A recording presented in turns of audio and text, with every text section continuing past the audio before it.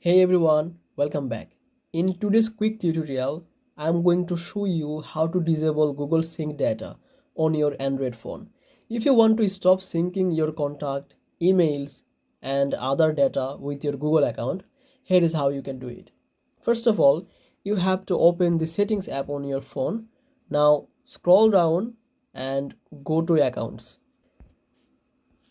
Now click on Accounts or maybe Accounts and Backup. Now click on Manage Accounts.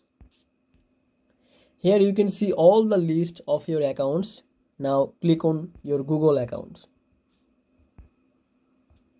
Now you can see there is an option Sync Account. Just click on it. You can see all the options or all the services which Google synced with your phone. Now you can turn off manually one by one like this.